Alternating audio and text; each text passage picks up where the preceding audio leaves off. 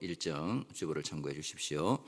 하나님께서 오늘 우리에게 주시는 말씀은 구약 성경 신명기 29장 10절에서 15절까지 말씀입니다. 구약 성경 308페이지에 있습니다. 신명기 29장 10절에서 15절까지 말씀입니다. 하나님의 말씀을 들으십시오. 오늘 너희 곧 너희의 수령과 너희의 지파와 너희의 장로들과 너희의 지도자와 이스라엘 모든 남자와 너희의 유아들과 너희의 아내와 및 내 진중에 있는 객과 너를 위하여 나무를 패는 자로부터 물 깃는 자까지 다 너희의 하나님 여호와 앞에 서 있는 것은 내 하나님 여호와의 언약에 참여하며 또 내 하나님 여호와께서 오늘 내게 하시는 맹세에 참여하여 여호와께서 내게 말씀하신 대로 또 내 조상 아브라함과 이삭과 야곱에게 맹세하신 대로 오늘 너를 세워 자기 백성을 삼으시고 그는 친히 내 하나님이 되시려 함이니라. 내가 이 언약과 맹세를 너희에게만 세우는 것이 아니라 오늘 우리 하나님 여호와 앞에서 우리와 함께 여기 서 있는 자와 오늘 우리와 함께 여기 있지 아니한 자에게까지이니. 아멘. 모세와 출애굽 2세대는 이제 지금 모압 평야에서 가나안 땅 입성을 앞두고 하나님 앞에 모두 모여서 언약을 갱신하고 있는 중입니다. 지금 이 시점에 출애굽 1세대는 이제 얼마 남지 않았을 겁니다. 가데스 바네아에서 그들이 보여준 불순종 때문에 그들은 아무도 약속의 땅에 들어가지 못한다라고 하나님께서 말씀하셨습니다. 가데스 바네아에서 이스라엘 백성 1세대가 가나안 땅 정탐을 하고 나서 내린 결론은 그 땅은 너무 좋은 땅이라는 거죠. 하지만 그 땅을 우리 힘으로는 차지할 수 없다는 결론을 내립니다. 그래서 차라리 애굽으로 돌아가는 것이 낫겠다고 주장을 합니다. 하지만 하나님께서 어떻게 애굽에서 구원해 주셨는지를 잘 아는 1세대는 무턱대고 애굽이 낫다, 애굽으로 돌아가자, 이렇게는 말하지를 못합니다. 왜냐하면 그거는 염치가 없는 거죠. 그래서 그들이 내세운 명분은 자기 자신이 아니라 가족을 명분으로 내세웁니다. 민수기 14장 3절에 어찌하여 여호와가 우리를 그 땅으로 인도하여 칼에 쓰러지게 하려 하는가? 우리 처자가 사로잡히리니 애굽으로 돌아가는 것이 낫지 아니하랴. 사실은 자기가 두려운 것이고 차라리 애굽에서 종살이가 더 낫겠고 그리고 지금까지 해왔던 관성이 있으니까 새로운 환경에 적응하는 것보다는 애굽이라고 하는 그 기존 환경에서 살 궁리를 하는 것이 더 낫겠다는 판단을 내린 겁니다. 하지만 그거를 이제 입 밖으로는 내지는 못해서 처자식을, 그러니까 가족을 핑계 삼아서 약속의 땅을 포기하는 쪽으로 방향을 잡습니다. 그래서 하나님께서 1세대를 벌하실 때에 너희 말이 내 귀에 들렸다고 말씀하시고서는 너희가 걱정하던 너희 자녀들은 다 하나님께서 인도해서 그 땅에 들어갈 것이라고 말씀을 하십니다. 민수기 14장 31절 너희가 사로잡히겠다고 말하던 너희의 유아들은 내가 인도하여 드리니 그들은 너희가 싫어하던 땅을 보려니와. 하지만 1세대는 아무도 못 들어가죠. 여호수아와 갈렙만 1세대로서 가나안 땅에 들어갑니다. 심지어 모세도 들어가지 못합니다. 그래서 지금 이 모압 평지에서 언약이 갱신되고 있는 이 시점에 1세대는 모세, 여호수아, 갈렙, 그리고 아직 죽지 않은 살아남은 몇 사람이 더 있겠죠. 하지만 그들도 곧 사라질 겁니다. 그리고 대부분은 이제 2세대, 또 한 3세대가 있을 겁니다. 그러니까 출애굽의 시내산 언약과 신명기의 이 모압 언약 사이에는 엄청난 이 세대 간의 간격이 있는 거죠. 그래서 완전히 새로운 세대가 하나님과 언약을 갱신하기 위해서 하나님 앞에 서 있습니다. 이것은 새로운 언약, 그러니까 새로운 약속이 아니라 이미 있는 약속이고 그걸 다시 한번 갱신, 그러니까 리뉴하는 현장입니다. 그러면 뭘 리뉴하느냐? 자, 언약의 핵심은 레위기 26장 12절이 잘 표현하고 있습니다. 나는 너희 중에 행하여 너희의 하나님이 되고 너희는 내 백성이 될 것이니라. 자, 이걸 오늘 본문에서는 이렇게 표현을 하죠. 신명기 29장 13절에서는 여호와께서 내게 말씀하신 대로 또 내 조상 아브라함과 이삭과 야곱에게 맹세하신 대로 오늘 너를 세워 자기 백성을 삼으시고 그는 친히 내 하나님이 되시려 함이니라.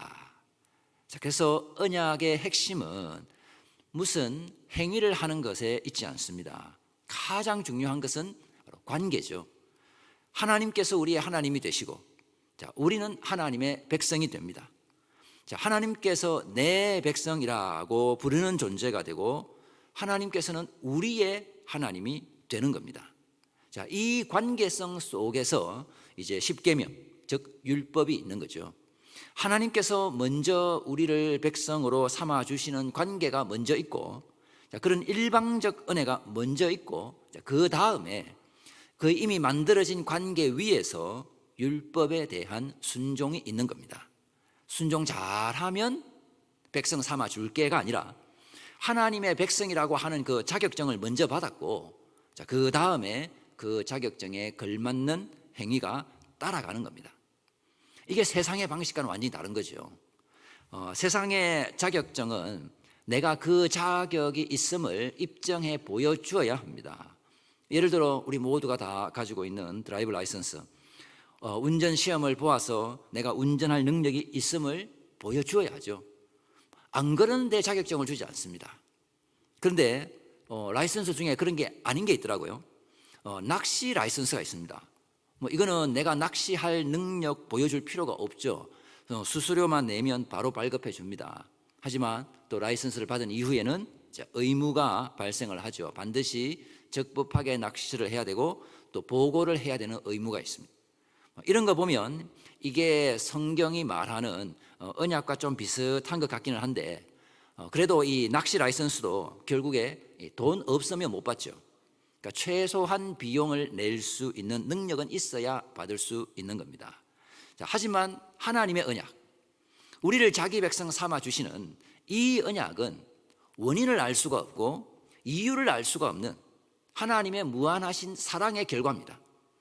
하나님께서 우리의 어떤 정성을 보아서 백성 삼아 주신 것도 아니고 이스라엘의 조상 아브라함과 이삭과 그 야곱이 미리 하나님께 투자를 해서 그 열매를 지금 후세대들, 다음 세대 자녀들이 먹는 것도 아닙니다. 진짜 이거는 이 언약, 하나님께서 백성 삼아 주시는 것은 하나님의 일방적 은혜죠. 우리 손에 하나님의 백성이라고 하는 그 아이디 카드를 딱 쥐어주고 이제 어디 가서든지 이 아이디 카드 보여주면서 당당하게 그리고 그 신분에 합당한 삶을 살아라고 하는 것이 하나님의 언약입니다. 자, 그런데 구체적으로 어떻게 신분에 맞는 삶을 살아야 하는지는 잘 우리가 모른단 말이죠. 그래서 율법이 있습니다. 그러니까 율법대로 하면 내가 값없이 받은 하나님의 백성이라고 하는 이 신분에 맞는 삶을 살게 되는 겁니다. 물론 우리가 연약하고 참 완전하지 못해서 실수하고 넘어질 때가 있습니다. 그럴 수 있죠. 하나님께서 자기 백성으로 살아가는 데 있어서 하나도 틀림이 없는 완전함을 요구하시지 않습니다. 자, 그럴 것 같았으면 레위기의 그 속죄 제사 제도가 필요가 없죠. 인간의 연약함을 아시고 주신 은혜의 방편입니다. 우리 다 운전면허증이 있지만은 교통법규를 위반할 때가 있죠. 그래서 다시 회복할 수 있도록 길을 열어 주시는 것이 하나님의 사랑입니다. 그렇지만 하나님의 이 언약도 갱신이 필요합니다. 그러니까 하나님 쪽에서 갱신이 아니라 그러니까 우리 쪽에서 갱신이 필요하죠. 하나님은 영원하시고 변함이 없으시고 언제나 동일하신 분이시기에 그 말씀하신 바를 반드시 행하시는 분입니다. 민수기 23장 19절에 하나님은 사람이 아니시니 거짓말을 하지 않으시고 인생이 아니시니 후회가 없으시도다. 어찌 그 말씀하신 바를 행하지 않으시며 하신 말씀을 실행하지 않으시랴. 그래서 우리 하나님 쪽에서는 갱신이 필요하지 않습니다. 하지만 우리는 어떻습니까? 죄로 가득한 연약한 인간이죠. 우리의 기억력은 매우 짧고 은혜는 언제나 물에 새기는 나쁜 습관을 가지고 있습니다. 원망과 억울함은 마음판에 깊이 새겨놓지만 은혜는 흘러가는 물에 던져버립니다. 그게 우리 인간의 죄성이죠. 그래서 항상 우리 입장에서 갱신이 필요합니다.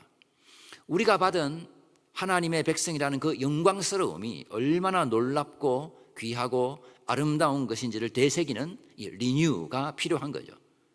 그러면 이 언약을 갱신하기 위해서 누가 하나님 앞에 서 있어야 할까요? 민수기 29장 10절 11절 우리 함께 읽습니다. 오늘 너희 곧 너희의 수령과 너희의 지파와 이스라엘 모든 남자와 너희의 유아들과 너희의 아내와 및 너희의 준중에 있는 객과 너를 위하여 나무를 패는 자로부터 물 깃는 자까지 다 너희의 하나님 여호와 앞에 서 있는 것을. 자, 다 서 있죠. 여기 보면 제외되는 사람이 없습니다. 자, 언약 갱신의 주체, 그러니까 의무자는 모든 이스라엘 백성입니다. 회중을 대표하는 수령과 장로와 지도자로부터 시작을 해서 그리고 여기에는 여자와 아이들도 포함이 되죠. 인구조사를 할 때는 숫자에 들지도 않았는데 여자와 아이들이 언약을 갱신할 때는 포함이 됩니다. 인구조사는 기본적으로 군대 편성과 관련이 있기 때문에 빠지지만은 이 언약 갱신에 여자와 아이들이 제외될 수가 없습니다. 그리고 함께 거주하는 외국인들도 포함이 되고요.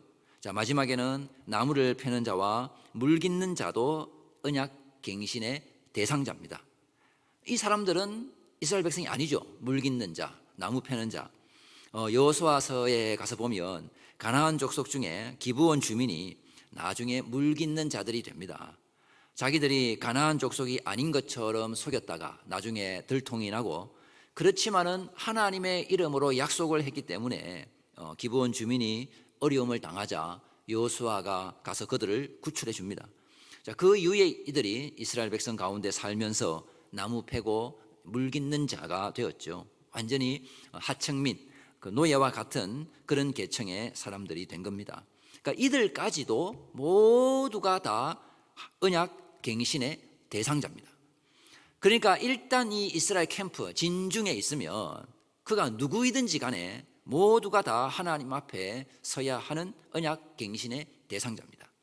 사회적 위치와 책임 그리고 직책은 달라도 하나님의 백성이라고 하는 이 주님의 일방적 관계 선언에 있어서는 우리 모두가 다 똑같은 위치에 있는 겁니다.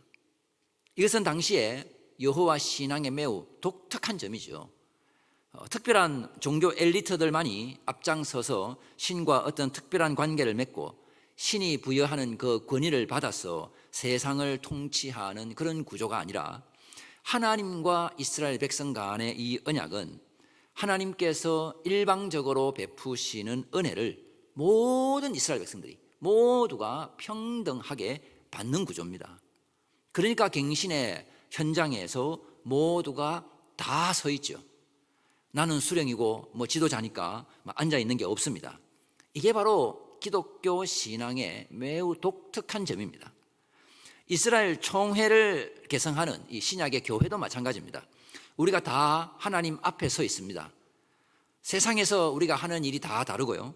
심지어 교회에서 직분도 다르고, 그렇지만은 매주일 우리가 하나님 앞에 서서 언약 갱신을 하는 이 순간은 모두가 똑같은 일방적 은혜를 경험하는 것입니다. 그래서 복음에 차별이 없다는 것을 갈라디아서 3장 28절에서 이렇게 말합니다. 너희는 유대인이나 헬라인이나 종이나 자유인이나 남자나 여자나 다 그리스도 예수 안에서 하나이니라. 우리 각자가 믿음의 수준은 차이가 있을 수 있고, 하나님을 아는 일에 있어서는 많이 아는 사람, 조금 아는 사람, 다양하게 차이가 있을 수 있습니다. 하지만 그것이 하나님 쪽에서 우리에게 내려오는 그 은혜의 방향과 그 양을 제한시키지 못합니다. 자, 그래서 이 언약이 일방적이라고 하는 거죠. 물론 그 일방적인 은혜를 우리가 얼마나 누리느냐 하는 것은 우리 믿음의 분량에 따라서 다르게 나타날 겁니다. 자, 그래서 우리는 모두 다 하나님께서 부르셔서 지금 이 자리에 있는 겁니다. 여기에는 지난주 말씀드린 것처럼 알고리즘이 작용하지 않는 거죠. 만일에 여기에 교회로 모이는 것이 알고리즘처럼 작용을 해버리면 비슷비슷한 사람들끼리, 취향이 같은 사람들끼리 끼리끼리 모여있게 되겠지만은 교회는 그렇지 않죠. 다양한 사람들이 있습니다. 하나님께서 부르셨기 때문에 그렇게 되는 거죠. 자, 그렇게 이스라엘 백성 그리고 외국인들까지 하나님 앞에 서 있는데, 오늘 본문에 유독 눈에 여러 번 띄는 단어가 하나 있습니다. 바로 오늘이라고 하는 말이죠. 10절에 오늘, 12절에 오늘, 13절에 오늘, 또 15절에 오늘. 그러니까 총 5번이나 이 오늘이라는 게 강조되고 있는데요. 왜 이렇게 오늘이라는 게 강조되는 걸까? 자, 언약 갱신의 현장에서 이 언약은 사실 오늘 처음 시작하는 게 아니죠. 처음이라면 그것은 언약 체결이 되는 것이고, 갱신이라고 하는 이 말은 이미 과거에 언약이 있었다는 말입니다. 자, 그래서 13절에 보면 그 언약의 기원이 나오죠. 13절에 여호와께서 내게 말씀하신 대로 또 내 조상 아브라함과 이삭과 야곱에게 맹세하신 대로, 그리고 40년 전에 하나님께서 시내산에서 아브라함 언약을 갱신했습니다. 그걸 이제 시내산 언약이라고 부르죠. 자, 그런데 하나님께서 또 오늘 신명기 29장에서 오늘 너희와 언약을 맺는다라고 말씀을 하십니다. 왜냐하면 신앙은 언제나 오늘, 지금 이 순간, 현재를 기준으로 하기 때문입니다. 자, 신앙생활에서 중요한 것 중에 하나가 과거를 생각해 보는 것, 굉장히 중요합니다. 하나님의 은혜를, 과거의 그 은혜를 기억하는 거 굉장히 중요하죠.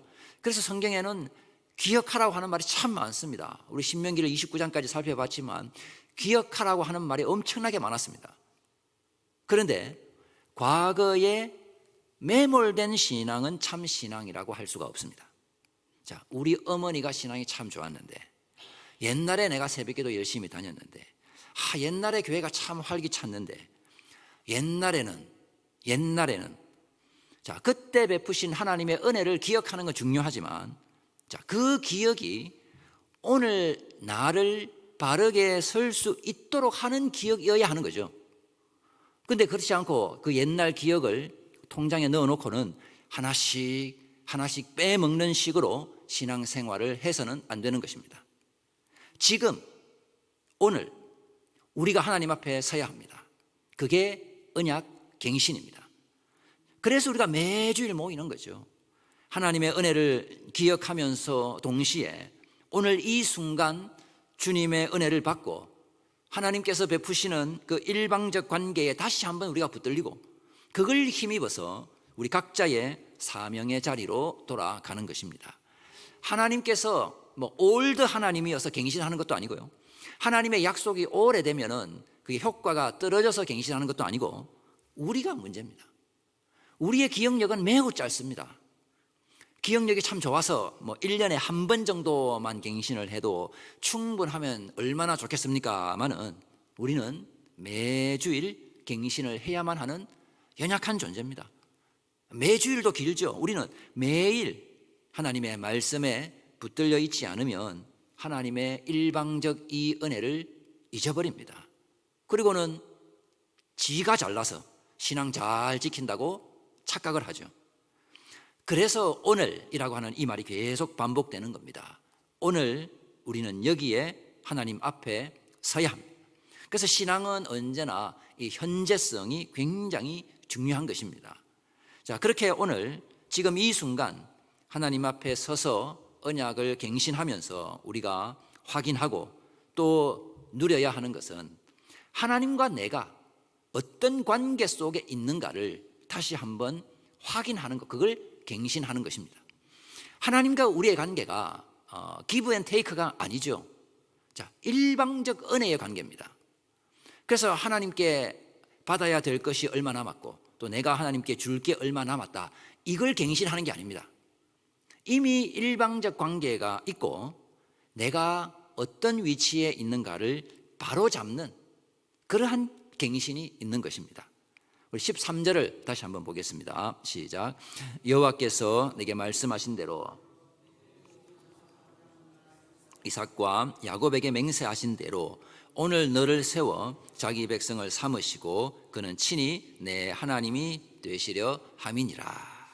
우리가 하나님의 백성이라는 것, 이걸 신약적으로 표현을 하면은 우리가 하나님의 존귀한 자녀라고 하는 것, 이걸 새롭게 하는 것이 언약 갱신의 목적입니다.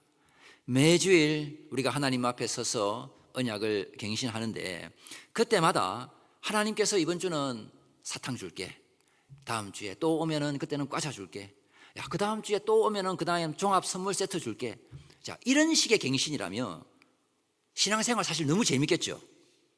그러나 언약 갱신의 이 관계는 언약의 갱신은 관계의 갱신입니다. 뭘 주고받고가 아니죠. 우리가 하나님의 영광스러운 자녀라고 하는 그 신분을 다시 한번 확인하고 바로 거기에 붙잡히는 것입니다. 그리고 이것이 얼마나 존귀한 신분인지, 억만금을 주어도 바꿀 수 없는 신분인지를 확인하는 것이 바로 언약 갱신입니다. 그리고 매주일 우리가 새로운 신분증으로 리뉴해서 그거 들고 세상으로 나아가는 거죠. 당당하게 세상에 그 아이디 보여주는 겁니다. 내가 하나님의 자녀라고 하는 세상이 줄 수 없는 그 신분증 가지고 있다고 자랑하며 그걸 뽐내고 자녀됨에 합당한 삶을 살아가는 것이 우리 모든 그리스도인들의 사명입니다. 그래서 이 신앙이라고 하는 것은 현재 내 상황으로 내가 가진 것으로 하나님의 사랑과 능력을 청량하는 것이 아니라 오히려 그 반대죠. 하나님의 백성, 우리가 하나님의 자녀라고 하는 그 영광스러움을 먼저 가지고 그걸 가지고 현실, 내 현실, 그리고 내 상황을 해석을 하는 겁니다. 그러니까 하나님의 일방적인 그 관계 선언은 변함이 없죠. 그러니까 우리가 그걸 믿지 못하고 제대로 해석을 하지 못하고 자꾸 어떻게 하냐면 나를 기준으로 해서 여기서부터 거슬러 올라가서 하나님을 이해하려고 하니까 자꾸 이 기독교 신앙이 세속화라고 하는 그 물결에 휩쓸려 가는 것입니다. 자, 그래서 다시 한번 비유를 하자면, 자, 언약갱신은 이 신분증이 유효기간이 다 되어서 재발급하는 게 아니라, 자, 하나님의 사랑에 기한이 있을 수가 없죠.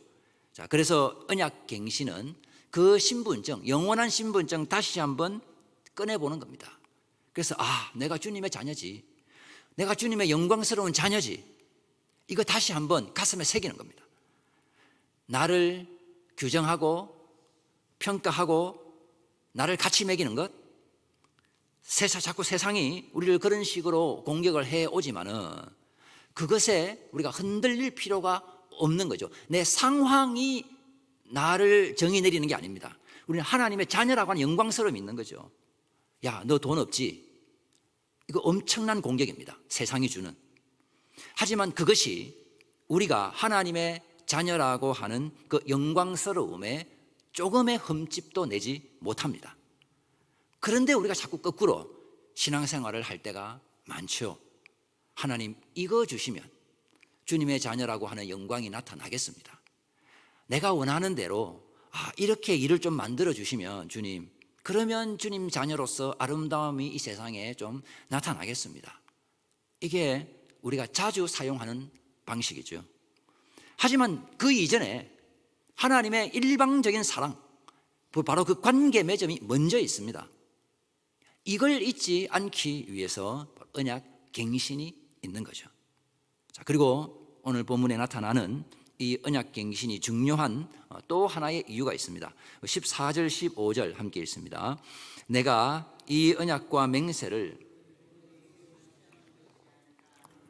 우리 하나님 여호와 앞에서 우리와 함께 여기 서 있는 자와 오늘 우리와 함께 여기 있지 아니한 자에게까지이니. 자, 언약 갱신의 1차적 대상은 지금 오늘 여기 서 있는 사람들입니다. 자, 그러나 이 언약의 지속성과 영향력은 여기서 끝나지 않죠. 오늘 우리와 함께 여기 있지 아니한 자에게까지, 바로 오고 오는 모든 세대를 가리켜서 하시는 말씀입니다. 영원하신 하나님께서 내려보내주시는 그 일방적인 사랑이기에 이것은 영원합니다. 그 효과와 영향력이 한 세대로 끝나지 않습니다. 아브라함에게서 시작을 해서 시내산을 거쳐서 지금 모압 평지까지 왔고, 또 이것은 계속해서 이어져서 하나님 사랑의 그 절정인 예수 그리스도께서 이 땅에 오셨고, 그 예수님의 십자가와 부활, 그 성천 이후에 오순절 성령 강림 때에 이 언약의 초세대성과 영원성이 베드로의 설교를 통해서 나타납니다. 자, 오순절 날에 베드로가 예수 그리스도의 죽으심과 부활을 전하자 사람들이 마음에 찔려서 우리가 어찌할꼬? 라고 그렇게 물었을 때 베드로가 이렇게 대답을 합니다. 사도행전 2장 38절 39절 함께 읽습니다. 베드로가 이르되 너희가 회개하여 각각 예수 그리스도의 이름으로 세례를 받고 죄 사함을 받으라. 그리하면 성령의 선물을 받으리니 이 약속은 너희와 너희 자녀와 모든 먼데 사람 곧 주 우리 하나님이 얼마든지 부르시는 자들에게 하신 것이라 하고, 너희와 너희 자녀와 모든 먼데 사람, 언약의 초세대성, 초지역성, 초민족성을 말하고 있는 것입니다. 하나님의 사랑은 그 영향력에 있어서 제한이 없습니다. 너희, 바로 지금 베드로의 설교를 듣는 사람들을 말하죠. 너희 자녀, 다음 세대를 말하는 겁니다. 모든 먼데 사람, 이 민족의 경계를 넘어갑니다. 예수님 당시에 유대인들은 혈통으로만 하나님의 언약이 개성된다고 생각을 했지만, 이미 신명기 우리 29장 오늘 본문에서 하나님의 언약은 세대를 초월하죠. 그리고 민족을 초월한 초민족적임을 이야기하고 있습니다. 오늘 우리와 함께 여기에 있지 아니한 자들에게까지. 그러니까 신명기 29장의 이 언약 갱신이 예수님을 통해서 성취되고 오순절 날에 베드로의 설교를 통해서 확인이 되고 있는 것입니다. 오늘 여기 서 있는 자와 오늘 여기 있지 아니한 자에게까지 라고 했던 이 하나님의 약속이, 자, 오순절에는, 신약에 오순절에는 너희와 너희 자녀와 모든 먼데 사람에게까지로 확장되어서 선포되고 있는 것입니다. 그리고 여기 아주 중요한 언약의 결정적인 특징이 함께 표현되어 있는데요. 39절에 주 우리 하나님이 얼마든지 부르시는 자들에게 하신 것이라. 이게 바로 하나님의 언약이 일방적 은혜임을 그대로 보여주는 신약적 표현입니다. 자, 언약의 주도권이 인간에게 있지 않습니다. 하나님께서 부어주시는 은혜입니다. 쌍방이 아니죠. 이건 일방통행이죠. 하나님께서 우리를 자녀 삼아 주셨습니다. 우리가 자녀 될 만한 게 있어서가 아니고요. 지금 우리 형편을 가지고 거꾸로 올라가서 하나님의 언약의 크기를 가늠하는 것이 아니라 하나님의 자녀라고 하는 그 영광스러움이 제일 먼저 있습니다. 그리고 그것은 세상의 가치와는 비교할 수가 없는 거죠.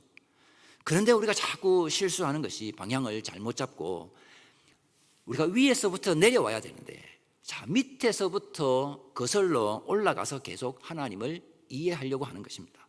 그러면은 내 형편을 가지고 하나님을 이해하려고 하면 이게 불만만 쌓이지 기쁨이 없습니다. 다른 사람과 비교하면은 야, 나는 뭔가 먹이는요 하나님의 자녀죠. 영광스러운 하나님의 자녀입니다. 그래서 이 기독교 신앙의 모든 은혜는 바로 위에서부터 내려오는 겁니다. 그리고 우리는 단지 그 은혜를 찬양할 뿐입니다. 자, 그래서 교회의 미래 또한 궁극적으로는 우리에게 달려있는 것이 아니라 하나님의 일하심에 붙들려 있습니다. 하나님께서는 계속 자기 백성을 부르실 것이고, 자, 그 방식이 우리가 기대하는 방식이 아닐 수 있습니다. 그렇지만 하나님의 일방적 은혜는 임할 겁니다. 우리가 잘해야 하나님의 교회가 겨우 살아남는 게 아니죠. 주님의 교회는 영원할 겁니다. 우리 신명기의 모압 평야에서 이 언약 갱신이 사도행전 2장의 베드로의 설교에서 성취되어서 나타났습니다. 단 혈통적 유대인들을 벗어나서 나타나는 거죠. 이게 바로 하나님의 일하심입니다. 그러나 하나님께서 일하실 때는 하나님의 자녀라는 영광스러움을 누리는 이들을 사용하십니다. 주님의 교회는 영원하지만 그것을 담는 그릇은 모양이 달라질 수가 있고 세대와 지역과 민족이 달라질 수 있습니다. 중요한 것은 하나님께서는 계속해서 일방적 은혜를 통해 자기 백성을 부르신다는 것입니다. 그래서 신명기에서 사도행전으로 넘어가는 걸 보면 한 지역 교회가 영원할 수는 없습니다.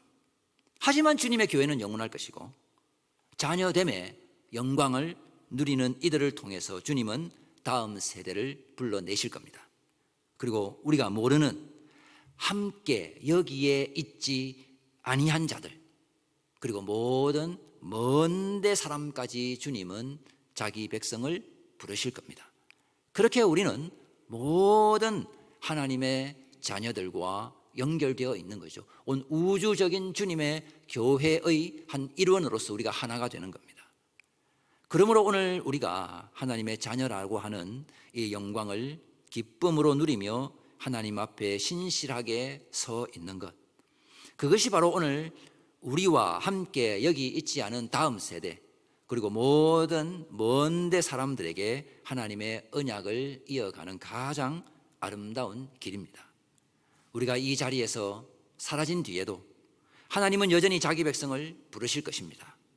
오늘 우리의 믿음과 순종이 우리가 알지 못하는 그들이 하나님 앞에 서게 되는 그러한 주님의 일방적 언약을 또 받아 누리게 되는 우리 은혜의 길이 되기를 우리가 바라면서 자녀됨의 영광으로 늘 이 땅에서 기쁨으로 또 승리하는 삶을 사는 우리 모든 성도들이 되시기를 바랍니다.